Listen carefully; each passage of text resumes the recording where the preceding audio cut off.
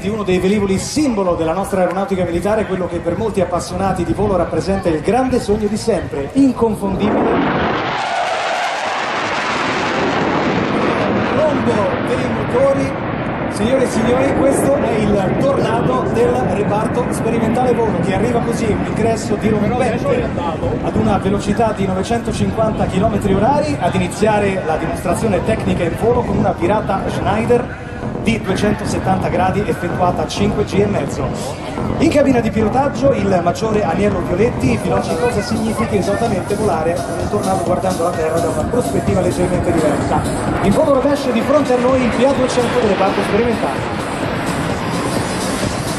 Aereo nuovamente in orizzontale, leggevole, venne scelto di dotarlo di ali proprio a geometria variabile. Eccolo alla nostra sinistra. Si ripresenta con il carrello estratto e le luci di atterraggio accese per il touch and roll.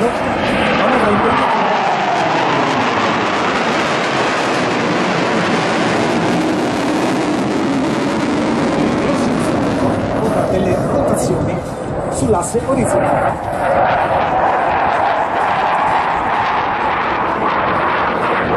Ali chiuse a 67 gradi, una sequenza di turni perfettamente eseguiti, geometria delle ali che varia nuovamente, vengono aperte a 25 gradi,